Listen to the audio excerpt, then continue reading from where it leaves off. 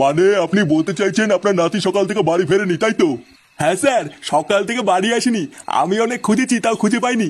আরে সে না হয় বুঝলাম, কিন্তু আপনারা এখানে কি করতে এসেছেন? কি করতে এসেছি মানে? বাড়া সকাল থেকে আমার ছেলেকে খুঁজে পাওয়া যাচ্ছে না, তাই রিপোর্ট লিখাতে এসেছি। ও আচ্ছা, তাও ঠিক। তা বলছিলাম বান্টু বাবু আপনার নাতির সাথে কি ঝগড়া ঝামেলা করেছিলেন? মানে এমনি এমনি তো আর কোনো বাচ্চা হারায় না, তাই না? আসলে স্যার কি আর বলবো দুঃখের কথা, কিছু দিন ধরে আমার নাতি উল্টো পাল্টা ছেলেপেলেদের সাথে মিশে একটু আধটু বিড়ি বুড়ি খাওয়া শিখেছিল, বুঝলেন তো? তাই আমার ছেলে ওকে সকালে একটু মেরেছিল। এছাড়া তেমন কিছুই হয়নি স্যার। হ্যাঁ স্যার, ফাটা হলো জন্মের একটা বারোচোদা ছেলে, বুঝলেন তো? মানে সারাদিন শুধু জ্বালিয়ে খায়। আমার তো মাঝে মাঝে মনে হয় একটু হালকা করে কেলিয়ে দিই। গানে দম থাকলে কেলিয়ে দেখ না, তোর সাটা কেমন ভাঙি। এ কি থানার ভিতরে এসব কি ভাষা? আপনারা ভোদার বাল জানতো, যান এখান থেকে। কি জান মানে? লেওড়া সকাল থেকে আমার নাতিকে খুঁজে পাওয়া যাচ্ছে না, আর আপনি চোদনা বলছেন চলে যান? না, রাত বিরেতে তো মহাজালায় পড়লাম। এবার কি করা যায়? আচ্ছা, আপনারা রিপোর্ট লিখিয়ে আপনার নাতির একটা ছবি দিয়ে যান, আর বাকিটা আমরা ইনভেস্টিগেশন করে দেখছি। দেখছি মানে? বাড়া আমার ছেলেকে খুঁজে দিতেই হবে। আর লেওড়া আমার ছেলের যদি কোনো ক্ষতি হয় না, এই থানায় ঢুকে পুঙা মেরে দিয়ে যাবো, এই বলে দিলাম।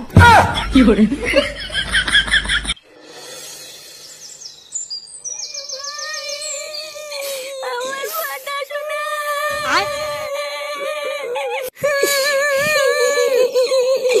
সারা রাত কেটে গেল, আমার দাদা ভাইকে এখনো পেলাম না।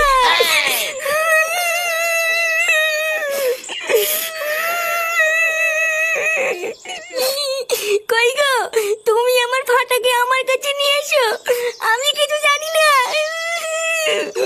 আরে ধুর মারা, আমি কি ফাটাকে পুঙা মারিয়ে নিয়ে আসবো নাকি? লেওরা এমন ভাব করছে জানো আমি ওকে কোথাও গিয়ে রেখে এসেছি। ফুটো, দেখতিস তো বৌমার কি অবস্থা। যা বলছে বলুক, তুই চুপ করে থাক। দেখো বৌমা, তুমি অত ভেঙে পড়ো না, বুঝলা? আরে আমরা তো সব পুলিশকে জানিয়েছি নাকি। দেখবা পুলিশ খুব তাড়াতাড়ি আমাদের ফাটাকে খুঁজে বার করবে।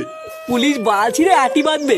কাল রাতে তো গেলাম রিপোর্ট লিখতে, দেখে তো মনে হলো না কোনো বাল ছেঁড়ার ক্ষমতা আছে। পুলিশকে ভরসা করা ছাড়া আমরা আর করবোই বা কি? কালকে তো সারা রাতে খুঁজলাম, এখন আমাদের ঘরে বসে থাকা ছাড়া আর কি বা করার আছে? আছে, আমাদের অনেক কিছুই করার আছে। অনেক কিছু করার আছে মানে? বাড়ার বেলার কি বা করবো? ভোদা কালকে সারা রাত না ঘুমিয়ে শুধু গার ফাটিয়ে খুঁজিয়ে বেরিয়েছি। আর লেওরা এখন বেলা বাজে 11টা, এখনো পেটে কিছু বললো না। এইভাবে কি বাল ছিঁড়ে কিছু করবো নাকি? দাদু, ও দাদু। নে, এই বিপদের সময় আবার কে এলো রে? দেখ তো গিয়ে কে ডাকছে। কি তুই বাড়া কি চাই? এই না না কাকু, ভিতরে যাবো না। বাড়া কি করতে এসেছিস বললে বল, না হলে হাট।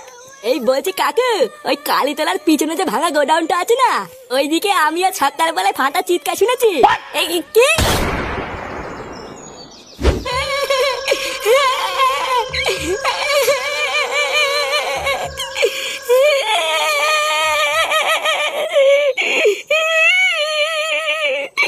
এ পটলা। হ্যাঁ গুরু। এই চোদনার বাড়িতে খবর পাঠাইছিস? হ্যাঁ, 10 লাখ টাকা চেয়েছি, কিন্তু এখনো পর্যন্ত কোনো খবর আসেনি। বাড়া বলছিলিস তো আজ সকালের মধ্যে টাকা না দিলে লাশ ফেলে দেবো। হ্যাঁ গুরু, তুমি যা যা বলেছিলে সেইভাবেই খবর পাঠিয়েছি। ও, এখনো যখন কোনো খবর আসে নাই, তার মানে ওরা ভাবছে আমরা ওদের সাথে মজা করছি। তুই ভাই আমাকে ছেড়ে দে ভাইয়া, নাহলে কিন্তু আমার দাদু এসে সাথে ভাঙবে। কি তোর দাদু আমার সাটা ভাঙবে? হ্যাঁ, টানতে চলে। তুই তো আমাকে চিনিস না, দায়া আমার দাদু আসুক তারপর সব বলছি। চোদনার ছেলে, তোর এত বড় সাহস, তুই তো দাদুরা বলবি? হ্যাঁ ভাইয়া বলবো তো, ছাড় বাঞ্চো ছাড়। এই শান্তির ছেলে সাটা ভাঙতো। বোধহয় চোদনারে ধরে কোনো লাভ ধান্দা নাই, শুধু শুধু কানের গাল মারা যাচ্ছে। মার বালটারে, কেলিয়ে পুরো থেতো করে দে। আচ্ছা গুরু।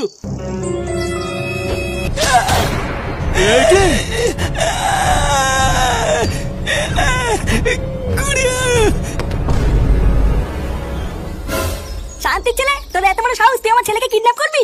চোদনা, তোর আজকে এমন সাটা ভাঙবো তুই আর কোনোদিন ভুলবি না। কি কইলি বাইনচোদ? আমার এলাকায় ঢুকে আমার লোককে মেরে আবার আমাকে গরম দিচ্ছিস? আয় না শুনে বাচ্চা, আয়, দম থাকলে আয়, এখানেই সারা তোকে পুঁতে ফেলবো। আয় চল বাঞ্চো, আয়। ফুটো, ওর এমন ছাটা ভাঙবি যাতে আর কোনোদিন কোনো বাচ্চার সাথে এমন না করতে পারে।